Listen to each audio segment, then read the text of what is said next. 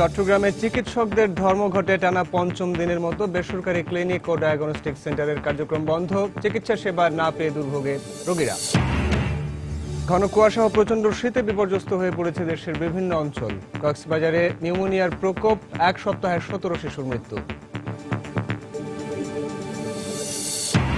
ভারতের 7টি বন্দরে ট্যারিফ ছাড় পাওয়ার কথা থাকলেও বাস্তবায়ন হয়নি এখনও। খরচ পোষানো নিয়ে শঙ্কায় বাংলাদেশি জাহাজ মালিকরা।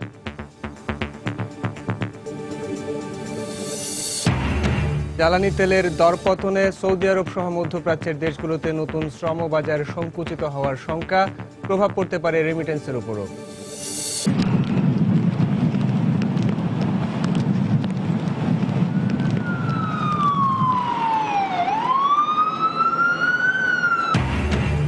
তুষার ঝড়ে অচল নিউ ইয়র্ক, 11টি অঙ্গরাজ্যে জরুরি অবস্থা জারি, এ পর্যন্ত 18 জনের মৃত্যু।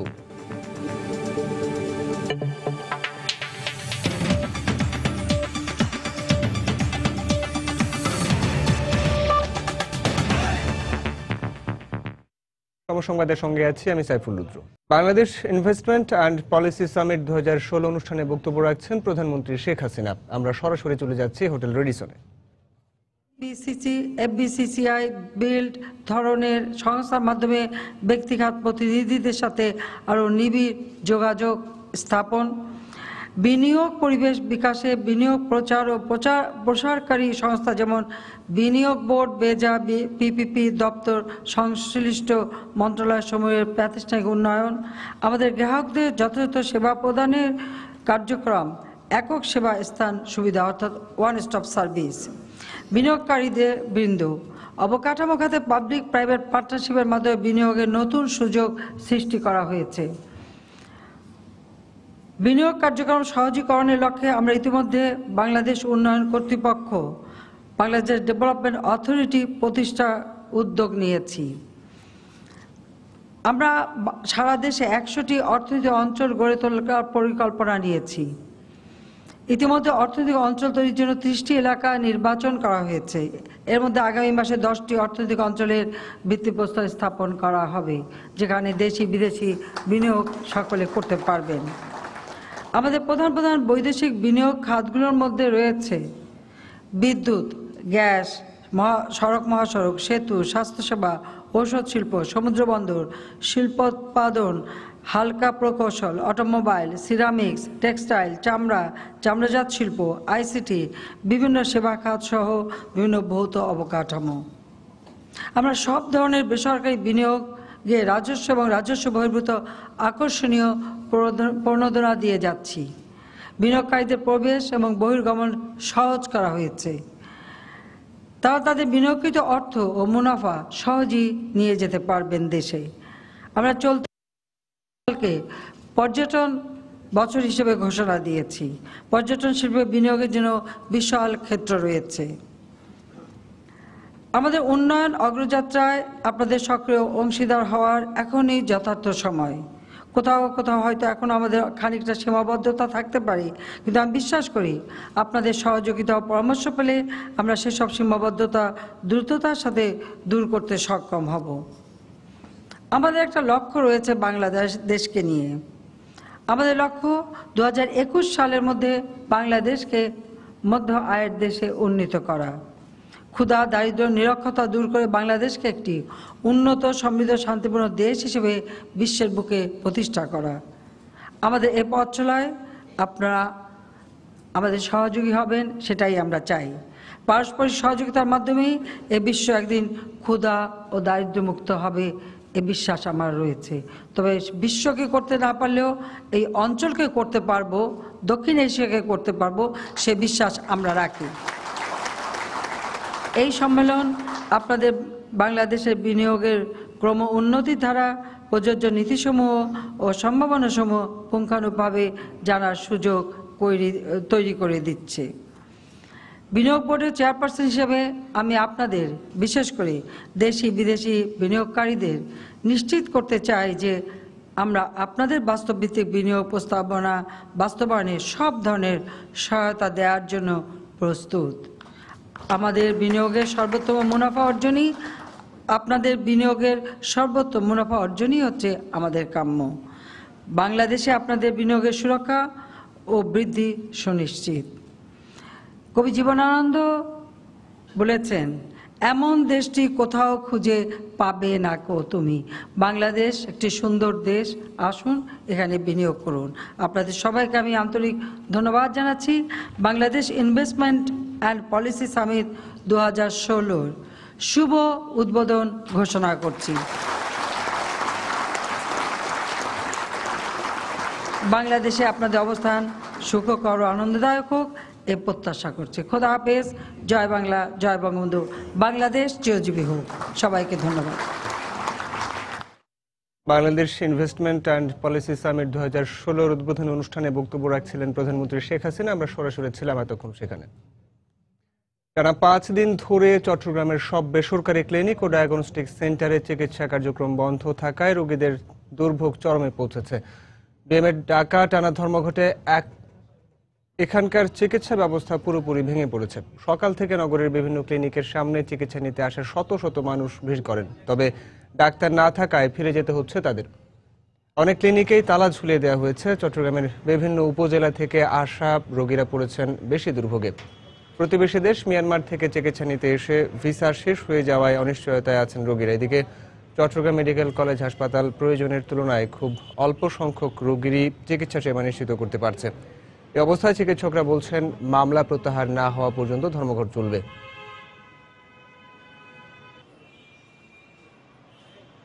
ডাক্তার বলছে রোববারে আসো, আজকে আসি, এখন তো বন্ধ। আমি এখন আর কি করবো? এখন তো 3-4 বার আসছি এখানে, তো ওনারা বলে দেবে না দাম লাগবে বন্ধ।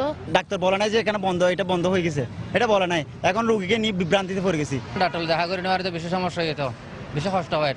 তারপরে আছে না, তখন রুগীলে বেশি কষ্ট হয়ে যেত। এমনি অবস্থা কেন, আমি তো এখন 8 দিন 6 দিন গেলই, আর তো এখন কোনো চিকিৎসা করিয়ে না পারি। নতুন করে বলতেছেন যে অনির্দিষ্টকালের জন্য। তো আমরা জাতি হয়ে এই দেশ থেকে কি কিছু আশা করতে পারি? আমাদের কি কোনো ন্যূনতম কোনো অধিকার কি এই বাংলার মাটিতে আছে বলে আমরা মনে করতে পারি? বিএমএ নির্দেশ দিলে তারপর রোগী ভর্তি করাবো। এর আগে ওনারা নির্দেশ না দিলে তো আমরা রোগী ভর্তি করাতে পারি না, কারণ ওনাদের নির্দেশে তো হসপিটাল চলে। ঘন কুয়াশা আর তীব্র শীতে বিপর্যস্ত হয়ে পড়েছে দেশের বিভিন্ন অঞ্চলের জনজীবন। প্রচণ্ড শীতে বিপাকে পড়েছেন খেটে খাওয়া শ্রমজীবী মানুষ। জনজীবনে নেমে এসেছে স্থবিরতা। সকালে চুয়াডাঙ্গের সর্বনিম্ন তাপমাত্রা 6.1 ডিগ্রি সেলসিয়াস রেকর্ড করা হয়েছে।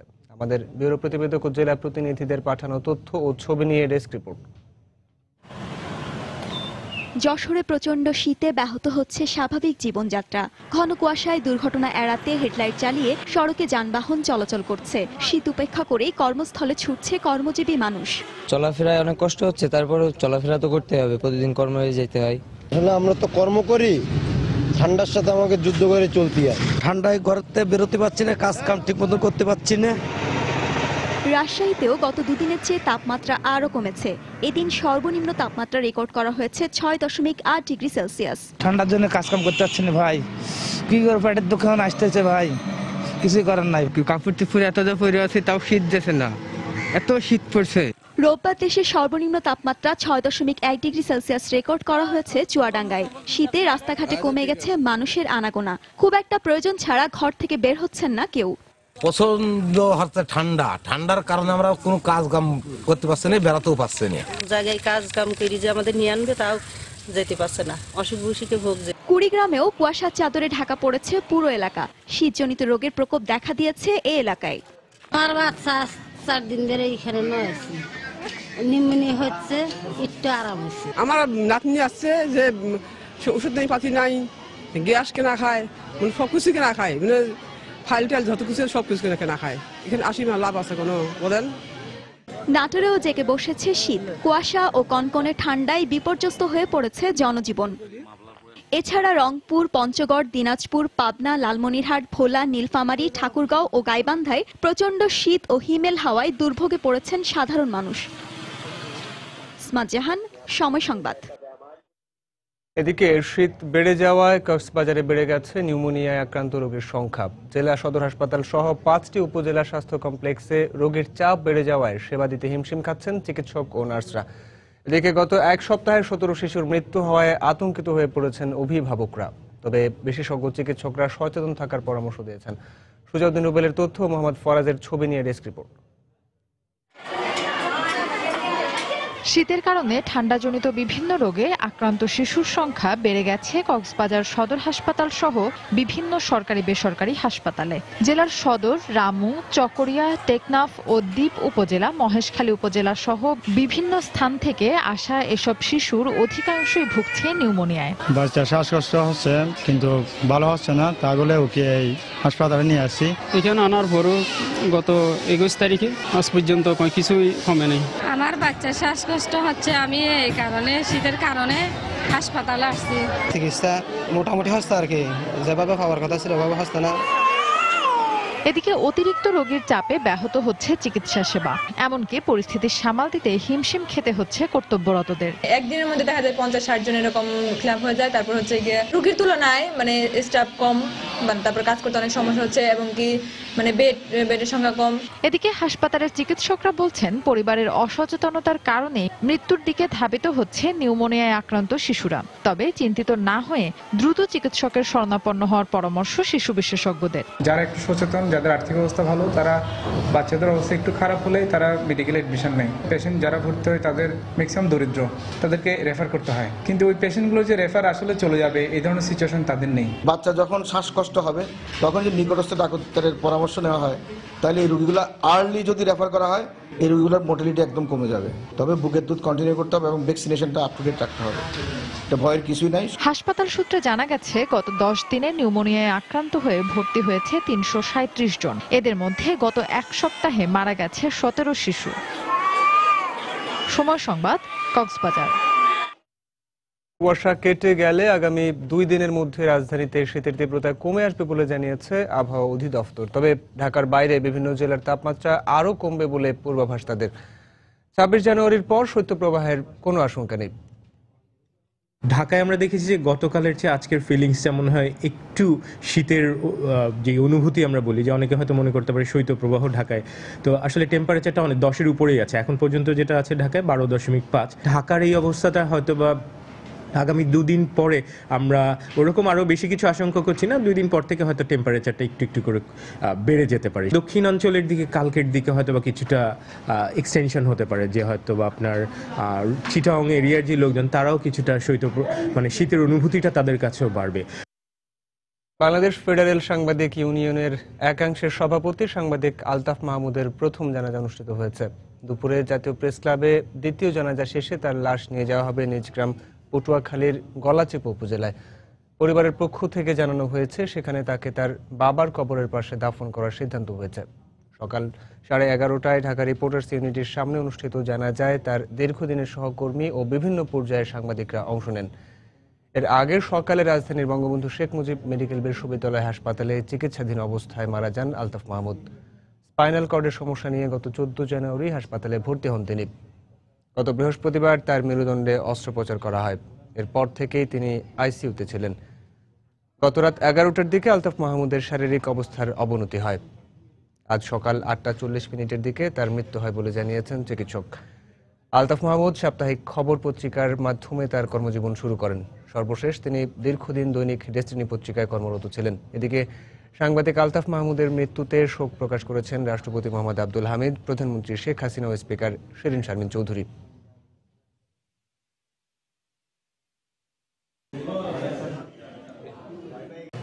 নিউরোসার্জারির অধ্যাপক কনককান্তি বড়ুয়া ওনার অপারেশন করেন। অপারেশন সাকসেসফুল হয়েছিল। গত রাত্রে 11টার পর থেকে ওনার অবস্থার অবনতি ঘটে এবং আজকে সকাল 8:40 উনি এক্সপায়ার করেন। সংবাদে আরও থাকছে। সমুদ্র সীমায় কর্তৃত্ব প্রতিষ্ঠায় নৌবাহিনীর পর এবার শক্তিশালী হচ্ছে কোস্টগার্ড। কেনা হয়েছে 4টি পেট্রোল ভ্যাসেল, আসছে হেলিকপ্টার, পেট্রোল ক্রাফট।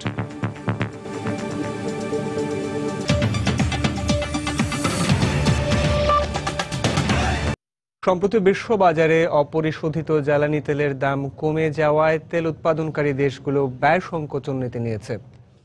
এসব দেশে বিপুল সংখ্যক বাংলাদেশি শ্রমিক কাজ করায় দেশের জনশক্তি খাতে এর বিরূপ প্রভাব পড়বে বলে মনে করছেন অর্থনীতিবিদরা।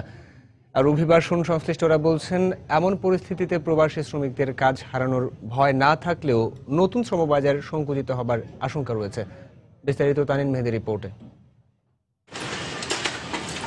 প্রবাসী শ্রমিকদের পাঠানো রেমিটেন্স দীর্ঘদিন ধরে দেশের অর্থনীতিতে গুরুত্বপূর্ণ ভূমিকা রাখছে, যাদের বেশিরভাগই কাজ করছেন মধ্যপ্রাচ্যের তেল সমৃদ্ধ দেশগুলোতে। দীর্ঘদিন সৌদি আরবে জনশক্তি রপ্তানি বন্ধ থাকলেও সম্প্রতি বাংলাদেশ থেকে জনশক্তি নেয়ার সিদ্ধান্ত নেয় দেশটি। কিন্তু বিশ্ববাজারে জ্বালানি তেলের দাম কমে যাওয়ায় সৌদি আরব সহ মধ্যপ্রাচ্যের দেশগুলো ইতোমধ্যে ব্যয় সংকোচন নীতি গ্রহণ করেছে। এর ফলে প্রবাসী শ্রমিকদের পাঠানো রেমিটেন্সে এর প্রভাব পড়ার আশঙ্কা করছেন অর্থনীতিবিদরা। সৌদি আরবে ইতিহাসের প্রথম বাজেট ডেফিসিট হচ্ছে এবং ট্যাক্স বাড়ানো কিংবা সোশ্যাল সিকিউরিটি এবং অন্যান্য যেগুলো ছিল আগে সেগুলো কমানোর উদ্যোগ নিচ্ছে। এই ধরনের চেহারা সৌদি আরবে কখনো হয়নি। অন্যান্য দেশের অর্থনীতিতেও তাদের এখন হিসাব নিকাশ বাড়াতে হচ্ছে এবং সেই বাজেট কাট করার জায়গাগুলোতে যদি বাংলাদেশের শ্রমিক বেশি থাকে সেক্ষেত্রে এটার প্রভাব পড়ার সম্ভাবনা আছে। অপরদিকে অভিবাসন সংশ্লিষ্টরা বলছেন, বর্তমান প্রেক্ষাপটে তেল সমৃদ্ধ দেশগুলোতে কর্মরত বাংলাদেশি শ্রমিকদের কাজ হারানোর ভয় না থাকলেও জনশক্তি রপ্তানিতে এর নেতিবাচক প্রভাব পড়বে। একভাবে এটা যে স্টেবল করে তা না, কোনো কোনো ইয়ারে দেখবেন এটা বাড়ছে, কোনো কোনো ইয়ারে কমছে। ইভেন রেমিটেন্স প্রেরণের যে মাত্রাটাও কিন্তু কম বেশি নানাভাবেই এটা কিন্তু কমে যায় আবার বেড়ে যায়। তো ওটাই একমাত্র ইন্ডিকেটর হবে এটা আমি আসলে মনে করি না। সৌদি আরবে, তারপরে দুবাইতে কথাবার্তা চলছে, কাতারে একটা মুভমেন্ট, একটা ফ্লোটাও বেড়েছে। তাদের যে ওয়ার্ল্ড কাপের যেসব প্রজেক্টগুলো, তো সেখানে এখন বাংলাদেশ শ্রমিকদের একটা ফ্লো বেড়েছে, সেগুলোতে কোনো রকম এফেক্ট হবে। কিন্তু যারা অবস্থান করছেন তারা দেশ থেকে ওখান থেকে ফেরত আসবেন এমন তো কিন্তু আমি এখনো মনে করি না। এ ধরনের অনাকাঙ্ক্ষিত পরিস্থিতি মোকাবেলায় নতুন শ্রমবাজার খুঁজে বের করতে সরকারের প্রতি আহ্বান জানান তারা। তানিন মেহেদি, সময় সংবাদ, ঢাকা। দেশের বাইরের খবর। প্রবল তুষার ঝড়ের দ্বিতীয় দিনে নিউ ইয়র্কে হাইপোথার্মিয়ায় ৩ জন সহ যুক্তরাষ্ট্রে এ পর্যন্ত মোট 18 জন মারা গেছে। -4 ডিগ্রি সেলসিয়াসে অপরিবর্তিত রয়েছে তাপমাত্রা। ক্রমশই দমকা হাওয়ার গতিবেগ বাড়ছে। বন্ধ করে দেওয়া হয়েছে বাস, সাবওয়ে, ট্রেন সহ সব ধরনের যোগাযোগ ব্যবস্থা। সকালে জরুরি সংবাদ সম্মেলনে নগরবাসীকে ঘর থেকে বের না হবার নির্দেশ দিয়েছেন নিউ ইয়র্ক সিটি মেয়র বিল বাজিও। আরও জানাচ্ছেন আমাদের নিউ ইয়র্ক প্রতিনিধি শিহাবুদ্দিন কিসলু। রূপকথার হারিয়ে যাওয়া কোনো তুষার রাজ্যের এক মৃত নগরী যেন বিশ্বের রাজধানী নিউ ইয়র্ক। হাড় কাঁপানো ঠান্ডার দমকা ঝড়ো হাওয়ায় দানবের নিঃশ্বাসের শোষ শব্দ। কোলাহল শূন্য নিউ ইয়র্কে মুহূর্তেই ঠান্ডায় জমে বরফ হচ্ছে যেন সবকিছু। প্রায় 150 বছরের রেকর্ড ভঙ্গ করেছে তুষার ঝড়, বলেছেন নিউ ইয়র্কের মেয়র ব্লাজিও। নগরবাসীকে ঘরে থাকার নির্দেশ দিয়েছেন তিনি। নিউ ইয়র্ক পুলিশকে যে কোনো মূল্যে রাস্তা পরিষ্কার রাখতে বলা হয়েছে। খুব জরুরি প্রয়োজন ছাড়া আপনারা দয়া করে কেউ ঘর থেকে বের হবেন না, কারণ পরিস্থিতি ক্রমশ খারাপের দিকে যাচ্ছে। আমরা আমাদের সর্বোচ্চ চেষ্টা করছি পরিস্থিতি নিয়ন্ত্রণে রাখতে। তুষার ঝড়ের সাক্ষী হতে বাইরে বেরিয়েছেন কেউ কেউ। ভীষণ এনজয় করতেছি, আমার লাইফে এত বেশি এনজয় কখনো করি নাই। আমার স্কুল বন্ধ, সেজন্য আমি এখানে ঘুরতে এসেছি। নিউ ইয়র্কের বাঙালিপাড়া জ্যাকসন হাইটসেও বিরাজ করছে শূন্যতার নীরবতা। অধিকাংশ দোকানপাটি বন্ধ, নেই ক্রেতা। ঘর থেকে বেরই হতে পারছি না, তাছাড়া কাজকর্ম তো বন্ধই আছে। আমরা ঘরে বসেই আছি এই 3 দিন ধরে। তারপরও আজকে আমি বের হয়েছি, আমি বাজার টাজার এটা সেটা করার জন্য। জীবন ধারণের প্রয়োজন মেটানো ছাড়া ঘর থেকে বের হচ্ছে না কেউই। থমকে গেছে শহরের জনজীবন। গতিহীন বিমর্ষ New York. New York never sleep, এই অহংকারে কালিমা লেপে দিয়েছে এই তুষার ঝড়।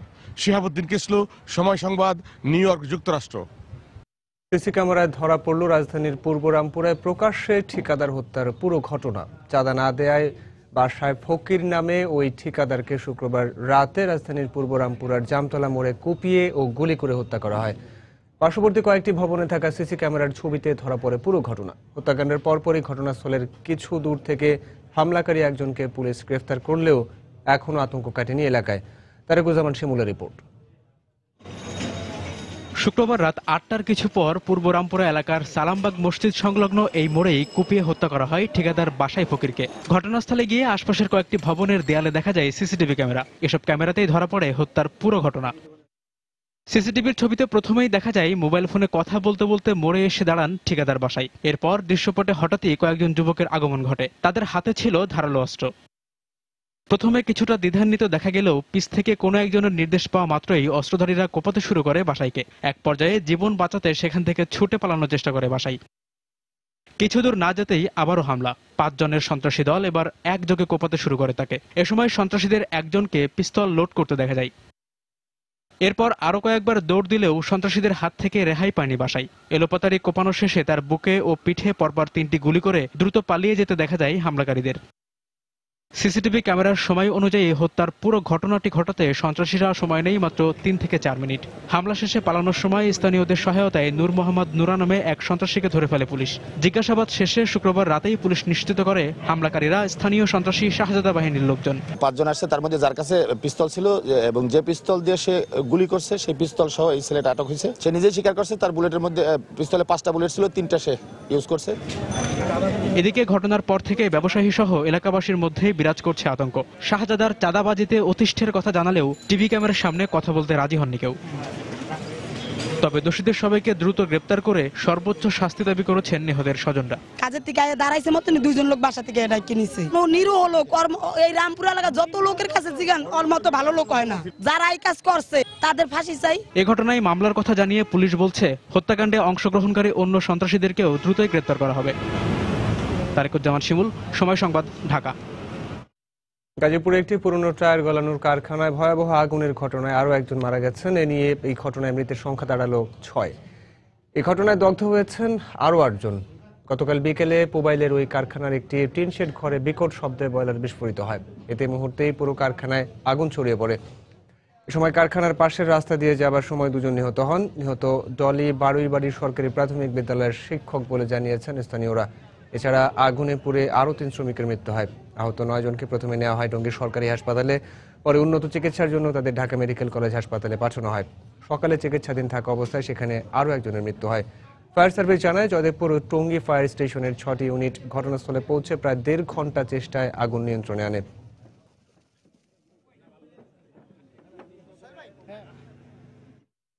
বাংলাদেশ ও ভারত কোস্টাল শিপিং চুক্তি অনুযায়ী ভারতের 7টি বন্দরে ট্যারিফ ছাড় পাওয়ার কথা থাকলেও তা এখনো বাস্তবায়ন হয়নি। একদিকে কলকাতা সহ বেশিরভাগ বন্দরের চার্জ বেশি, অন্যদিকে ট্যারিফ ছাড়ের কোনো গ্যাজেট এখনো হয়নি। এই কারণে সব প্রস্তুতি থাকলেও জাহাজ চালাতে পারছেন না বাংলাদেশি মালিকরা। অপারেটররা জানান ভারতে পণ্য রপ্তানির পরিমাণ খুব কম বলে শুধু আমদানি পণ্য পরিবহন খরচ করে পোষানো যাবে না।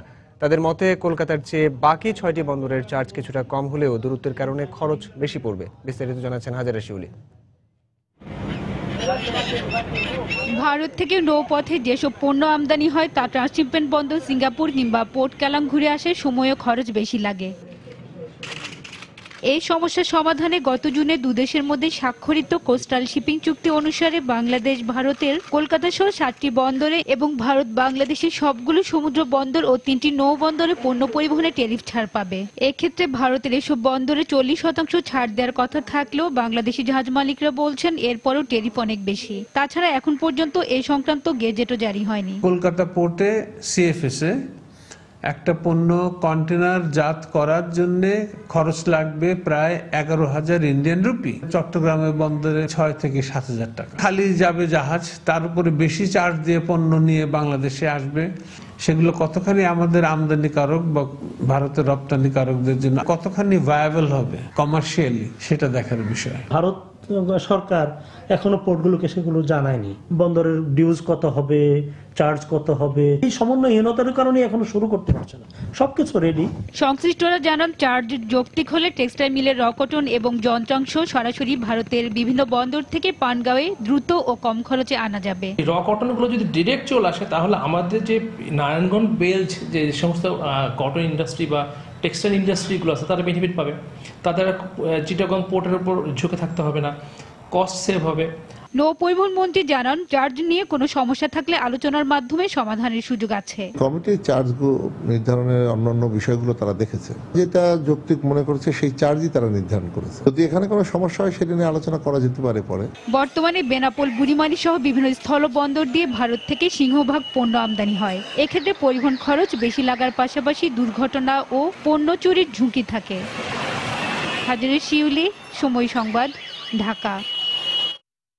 সংবাদে আরো থাকছে। Rajshahi satellite town high school মাঠে নির্মাণ হচ্ছে শিক্ষা প্রকৌশল অধিদপ্তরের ভবন। খেলার মাঠ দখলে স্থানীয়দের ক্ষোভ, অধিদপ্তরের ভিন্ন বক্তব্য।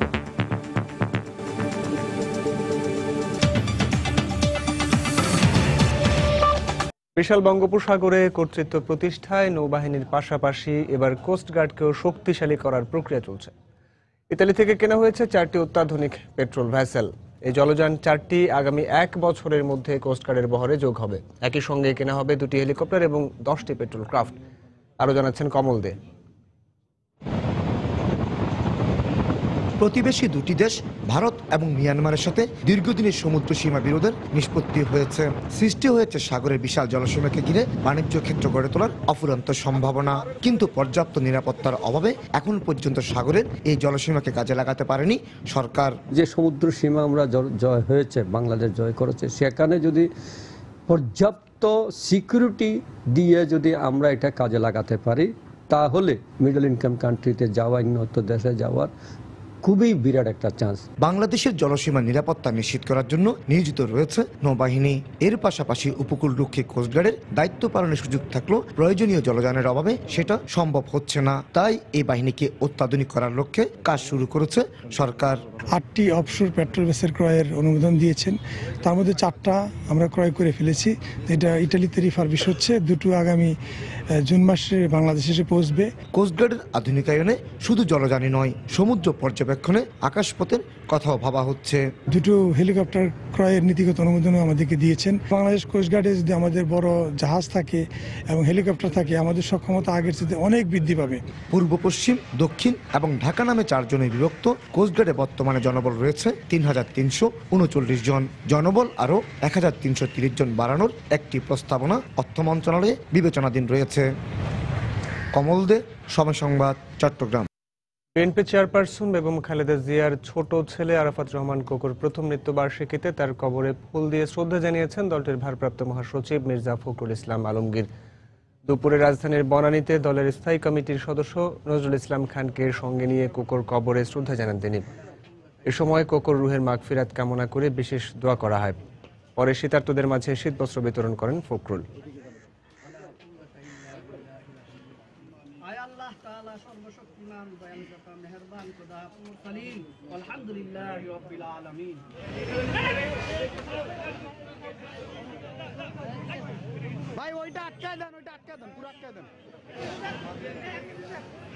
জনাব আরাফাত রহমান রাজনীতি করতেন না, কিন্তু তিনি জনগণের মধ্যে যে কত জনপ্রিয় ছিলেন তা তার জানাজার সময় প্রমাণিত হয়েছে। লক্ষ লক্ষ মানুষ তার জানাজায় শরীক হয়েছে। এর থেকে একটা জিনিস প্রমাণিত হয়েছে যে প্রেসিডেন্ট জিয়াউর রহমান সাহেব এবং দেশনেত্রী খালেদা জিয়ার যে পরিবার, সেই পরিবার বাংলাদেশের জাতীয়তাবাদের রাজনীতির যে পতাকা তাকে ধারণ করে এবং বাংলাদেশের জনগণের আশা আকাঙ্ক্ষার ভরসার স্থল হচ্ছে তারাই। রাজশাহী স্যাটেলাইট টাউন হাই স্কুলের মাঠে শিক্ষা প্রকৌশল অধিদপ্তর নিজস্ব ভবন নির্মাণ শুরু করায় খেলাধুলার জায়গা পাচ্ছে না শিক্ষার্থীরা। খেলার মাঠ দখল হওয়ায় ক্ষুব্ধ শিক্ষার্থী ও এলাকাবাসীর দাবি, ভবনটি অন্যত্র সরিয়ে নিলে কেটে যাবে সব সংকট। তবে বিষয়টি মানতে নারাজ শিক্ষা প্রকৌশল অধিদপ্তর। হাবিবুর রহমান পাপ্পুর তোলা ছবিতে আরো জানাচ্ছেন Saifur Rahman Rocky. Rajshahi satellite town high school মাঠে খেলাধুলার পাশাপাশি দুরন্তপনায় মেতে ওঠে ক্ষুদে শিক্ষার্থীরা। তবে সম্প্রতি নগরীর উপশহর এলাকার একমাত্র এই মাঠটিতে 6 তলা ভিতের দ্বিতল ভবনের নির্মাণ কাজ শুরু করেছে শিক্ষা প্রকৌশল অধিদপ্তর। এতে খেলার মাঠের পরিধি একেবারে সীমিত হয়ে পড়েছে। ক্রিকেট, ফুটবল অনেক কিছুই খেলতাম। কোনো যদি জায়গায় যায় তবে আমার কাজটা অনেক সময় ভেঙে যেতেও পারে, খেলা আবার কঠিন হয়ে যাবে। বিল্ডিংটা হওয়ার কারণে বাচ্চাদের খেলাধুলা ব্যাহত হবে এবং তার মানসিক শারীরিক বিকাশে অবশ্যই তারা ক্ষতিগ্রস্ত হবে। স্কুল নির্মাণের জন্য হাউজিং স্টেট 1969 সালে 84 কাঠা জমি স্যাটেলাইট টাউন হাই স্কুল কর্তৃপক্ষকে দেয়। শিক্ষা প্রকৌশল অধিদপ্তরের কর্মকর্তার দাবি, 12 কাঠা জমি নিয়ে দাপ্তরিক ভবন নির্মাণের কারণে খেলতে কোনো অসুবিধা হবে না। আমার দৃষ্টিতে বিং ইঞ্জিনিয়ার হিসেবে, সিভিল ইঞ্জিনিয়ার হিসেবে আমি বলতে পারি যেটুকু থাকবে বাচ্চাদের খেলার জন্য এনাফ থাকবে, খেলতে পারবে বাচ্চারা। ওখানে তো খুব বেশি বড় বাচ্চা নেই। অবশ্য স্কুলটির শিক্ষকেরা বলছেন তারা পরিস্থিতির শিকার। ছেলেপেলে এখানে খেলে, এখান থেকে অনেক ভালো ভালো খেলোয়াড় তৈরি হয়েছে। আর এই মাঠটা বর্তমানে যদি ছোট হয়ে যায় তো আমাদের নিজেদেরও দেখতে খারাপ লাগবে, কিন্তু আমরা আসলে পরিস্থিতির শিকার হয়ে গেছি, করার কিছু নাই। এদিকে জাতীয় দলের সাবেক ক্রিকেটার মনে করেন এভাবে মাঠগুলো দখল হয়ে যাওয়ায় কমে আসছে ভালো খেলোয়াড় তৈরির সম্ভাবনা। প্লেয়ার আমরা দেখাবো কোত্থেকে যদি সে প্রদর্শন না করতে পারে, একটা মাঠে ম্যাচ না খেলতে পারে, কারণ বিশেষ করে এই মাঠের কারণেই।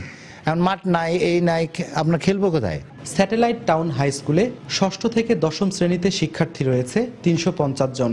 শিক্ষা প্রকৌশল অধিদপ্তর জানিয়েছে ১,৬৫,০০,০০০ টাকা ব্যয়ে নির্মিত দ্বিতল ভবনটির কাজ শেষ হতে সময় লাগবে ১ বছর। সাইফুর রহমান রকি, সময় সংবাদ, রাজশাহী।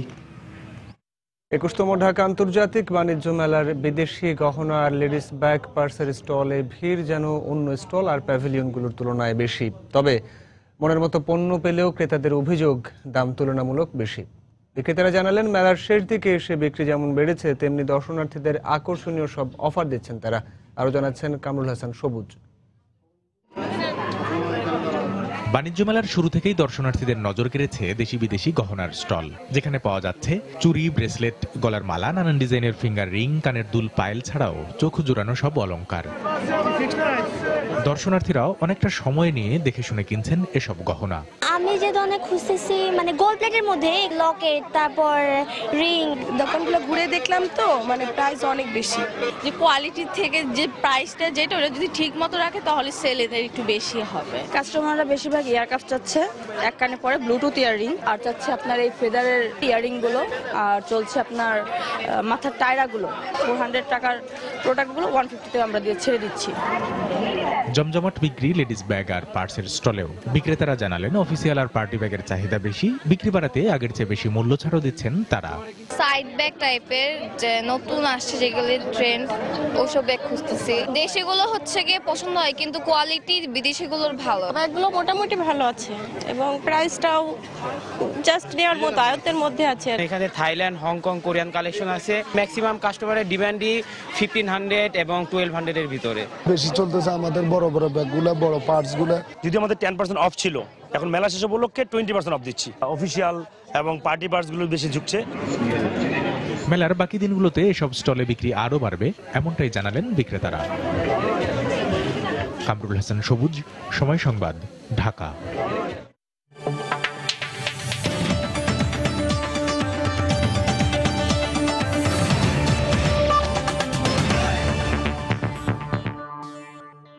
ফ্রেমে ফ্রেমে আগামীর স্বপ্ন, এই স্লোগানকে সামনে রেখে রাজধানীতে শুরু হয়েছে আন্তর্জাতিক শিশু চলচ্চিত্র উৎসব 2016।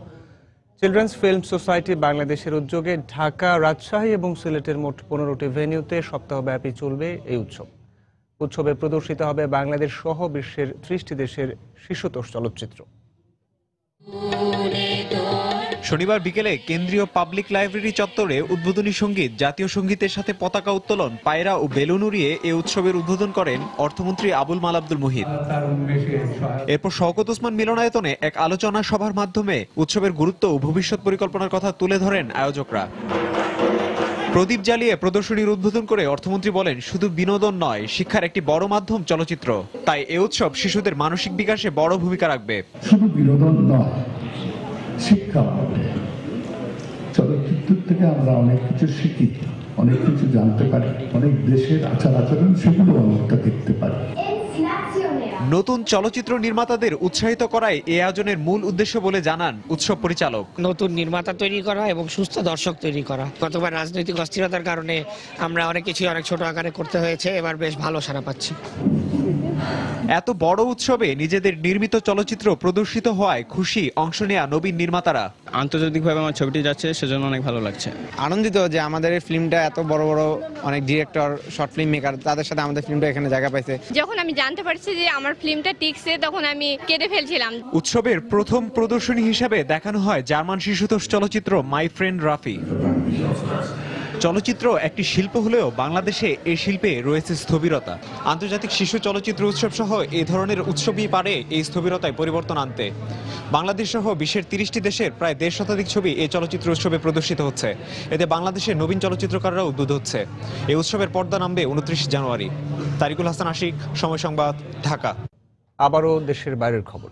ওয়াশিংটন ডিসি সহ যুক্তরাষ্ট্রের পূর্ব উপকূল তুষারঝড়ে বিপর্যস্ত হয়ে পড়েছে। 90 বছরের মধ্যে এমন প্রাকৃতিক দুর্যোগের কবলে পড়েনি সেখানকার মানুষ। এই ঝড়কে খুবই বিপজ্জনক হিসেবে বর্ণনা করেছে দেশটির আবহাওয়া অধিদপ্তর। তুষার ঝড়ের পর পুরো বরফ জমে পথ, ঘাট, বাড়ির ছাদ, এমনকি আঙিনায়। যুক্তরাষ্ট্রের ওয়াশিংটন, কেন্টাকি ও পেনসিলভানিয়া সহ 20টিরও বেশি অঙ্গরাজ্যে ভারী তুষারপাতের সঙ্গে বইছে ঝোড়ো হাওয়া। দুর্ভোগে পড়েছে প্রায় 8.5 কোটি মানুষ। এখন অনেক বাতাস ও ঠান্ডা। আমার বাড়ির সামনে রাস্তা পরিষ্কার করতে না করতেই আবার বরফে ঢেকে যাচ্ছে। এই পরিস্থিতিতে দুর্ঘটনা এড়াতে জরুরি যানবাহন ছাড়া সব ধরনের যানবাহনের চলাচলের উপর নিষেধাজ্ঞা জারি করেছে প্রশাসন। তুষার ঝড়ের কারণে রাজধানীর সব রেল চলাচল বন্ধ ঘোষণা করা হয়েছে। দুর্যোগপূর্ণ আবহাওয়ার কারণে ওয়াশিংটন ডিসির বিমানবন্দরেও 7,500-এর বেশি ফ্লাইট বাতিল করা হয়েছে। দুপুর 12টায় আমাদের ফ্লাইট ছিল, কিন্তু এখানে আসার পর জানতে পারি ভারী তুষার ঝড়ের কারণে সব ফ্লাইট বাতিল করা হয়েছে। পশ্চিম উপকূলে যাওয়ার আগে এখন আমাদের এই শহরেই 2 সপ্তাহ থাকতে হবে। এর আগে তুষারপাতের কারণে কেন্টাকি ও পেনসিলভানিয়ায় 12 ঘন্টারও বেশি সময় ধরে যানজটের খবর পাওয়া যায়। এছাড়াও বিদ্যুৎ বিচ্ছিন্ন হয়ে পড়ে লাখ লাখ ঘরবাড়ি। এদিকে রাস্তাঘাটে পুরো বরফ জমে যাওয়ায় ওয়াশিংটন ডিসি ও উত্তর ভার্জিনিয়ায় বরফ সরানোর পাশাপাশি তুষার গলানোর জন্য রাস্তায় লবণ ছিটানো হচ্ছে। শিরিন আক্তার, সময় সংবাদ।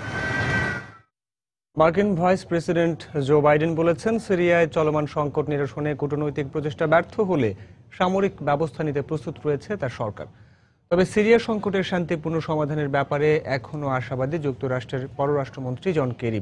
এদিকে সিরিয়ার দেইর এজ-জোর প্রদেশের সন্দেহভাজন রুশ বিমান হামলায় 47 বেসামরিক নাগরিক নিহত হয়েছে বলে গণমাধ্যমে জানিয়েছে Syrian observatory for human rights. রোববার ব্রিটেন ভিত্তিক পর্যবেক্ষণ সংস্থা Syrian observatory for human rights জানায়, দেশটির পূর্বাঞ্চলীয় দেইর এজ-জোর প্রদেশে খাসাম গ্রামে রুশ হামলায় মহিলা ও শিশু সহ অন্তত 47 বেসামরিক নাগরিক নিহত হয়েছেন। তেল সমৃদ্ধ প্রদেশটি জঙ্গি গোষ্ঠী আইএস সহ অন্যান্য উগ্র ইসলামপন্থী বিদ্রোহী সংগঠনগুলোর শক্ত ঘাঁটি বলে পরিচিত। এদিকে মার্কিন ভাইস প্রেসিডেন্ট জো বাইডেন বলেছেন, শুধু আইএস নয়, আঞ্চলিক ও তুরস্কের জাতীয় নিরাপত্তার জন্য কুর্দিশ সশস্ত্র সংগঠন পিকেকে ভয়াবহ হুমকি। তুরস্ক সফররত বাইডেন তুর্কি প্রধানমন্ত্রী আহমেদ দাভুতোলুর সঙ্গে বৈঠক শেষে এক যৌথ সংবাদ সম্মেলনে এই কথা বলেন। তুরস্ক থেকে সিরিয়ায় আইএসের দখল করা এলাকাগুলোতে সরবরাহ পথ বন্ধ করতে কার্যকর পদক্ষেপ নেওয়ার বিষয়ে আমরা কথা বলেছি। এটা গুরুত্বপূর্ণ, কারণ এতে জঙ্গি সংগঠনটি অনেকটাই দুর্বল হবে। তা করতে হলে স্থানীয় আরব বাহিনীগুলোকে শক্তিশালী করতে হবে। সিরিয়া সংকটের রাজনৈতিক সমাধান হলে ভালো, নয়তো আইএসকে ধ্বংসের জন্য সামরিক ছাড়া অন্য কোনো উপায় নেই। তবে জো বাইডেন সামরিক অভিযানের কথা বললেও মার্কিন পররাষ্ট্রমন্ত্রী জন কেরি সিরিয়া সংকটের শান্তিপূর্ণ সমাধানের ব্যাপারে আশাবাদ ব্যক্ত করেছেন। সৌদি সফররত কেরি বলেন, আসন্ন প্রথম দফার বৈঠকেই সংশ্লিষ্ট পক্ষগুলোর মধ্যে অনেক মতপার্থক্য দূর হবে। আমি দৃঢ়ভাবে বিশ্বাস করি, সংশ্লিষ্ট পক্ষগুলো আন্তরিক থাকলে সিরিয়া সংকটের কূটনৈতিক সমাধান আসবে, আর তা আসলে এই যুদ্ধ আর সংঘাত পুরোপুরি বন্ধ হবে। এরই মধ্যে সিরিয়ার লাতাকিয়া প্রদেশে আইএসের দখলে থাকা বেশ কিছু এলাকা দেশটির সেনাবাহিনী পুনরুদ্ধার করেছে বলে জানিয়েছে আন্তর্জাতিক সংবাদ মাধ্যম। রুশ বিমান হামলার সহায়তায় সেনাবাহিনী ইতোমধ্যে কৌশলগতভাবে গুরুত্বপূর্ণ রাবিয়া শহর দখলের দ্বারপ্রান্তে রয়েছে বলেও জানা গেছে। রঞ্জন শুভ্র, সময় সংবাদ। খেলার খবর। ইংলিশ প্রিমিয়ার লিগে তীব্র প্রতিদ্বন্দ্বিতার ম্যাচে নরউইচ সিটিকে 5-4 গোলে হারিয়েছে লিভারপুল। আরেক ম্যাচে সাউদাম্পটনের কাছে 1-0 গোলে হেরেছে ম্যানচেস্টার ইউনাইটেড। এদিকে লা লিগায় মালাগাকে 2 গোলে হারিয়েছে স্প্যানিশ জায়ান্ট বার্সেলোনা। এই জয়ে 20 ম্যাচে 48 পয়েন্ট নিয়ে শীর্ষে উঠে গেছে কাতালানরা। এবারের ফুটবল মৌসুমে ছোট ক্লাবগুলোর কাছে বড় ক্লাবগুলোর ধরাশায়ী হওয়া হয়ে গেছে নিত্যদিনের চিত্র। তাই তো নরউইচ সিটির বিপক্ষে তাদের মাঠে নামার আগে বেশ সচেতন ছিলেন ইয়র্গেন ক্লপ। শেষ 11 লিগ ম্যাচে ক্যানারিজদের কাছে একটিতেও হারেনি ক্লপের দল। তবুও পরিসংখ্যান নয়, মাঠের পারফরমেন্সের দিকে বেশি মনোযোগ ছিল অলরেডদের। ম্যাচের 18 মিনিটে ব্রাজিলিয়ান মিডফিল্ডার ফিরমিনোর গোলে প্রথম লিড পায় লিভারপুল। কিন্তু 29 মিনিটেই ম্যাচে সমতা আনেন নরউইচ সিটির বোকানি বেজওয়া।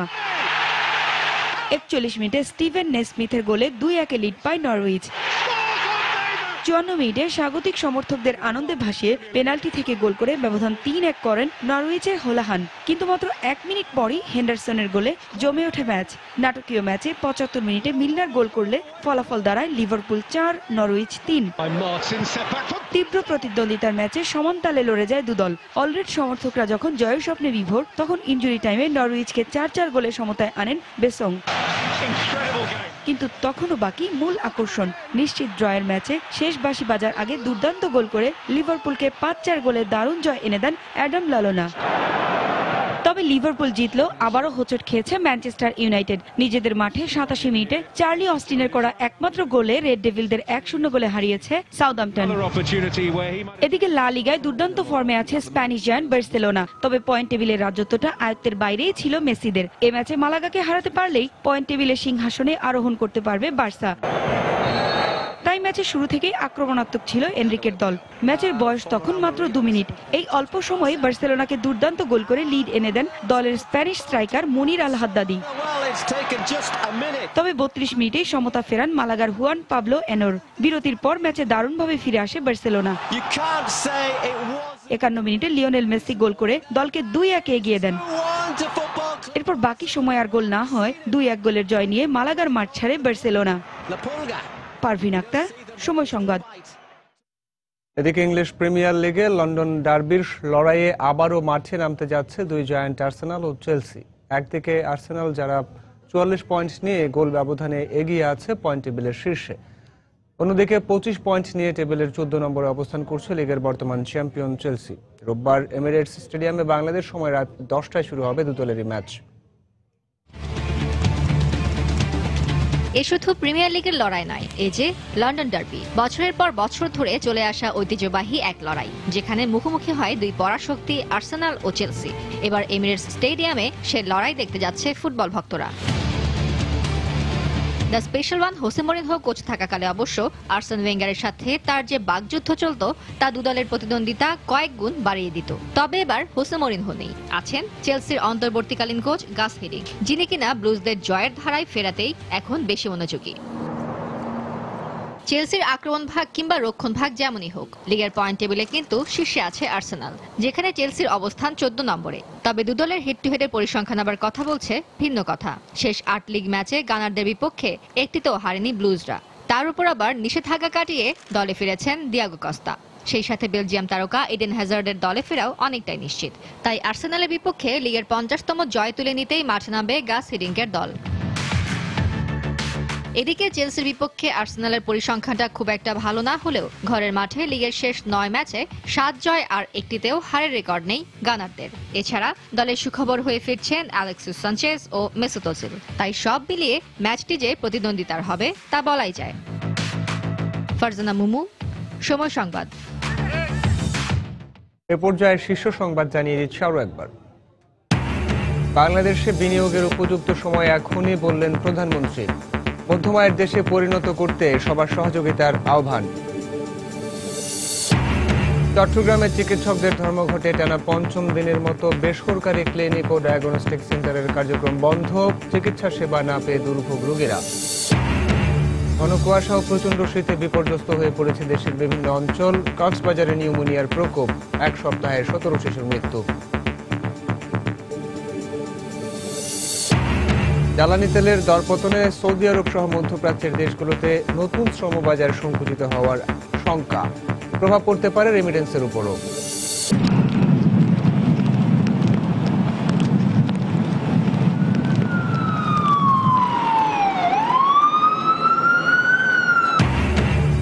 তুষারঝড়ে অচল নিউ ইয়র্ক, যুক্তরাষ্ট্রের 11টি অঙ্গরাজ্যে জরুরি অবস্থা জারি, এ পর্যন্ত 18 জনের মৃত্যু।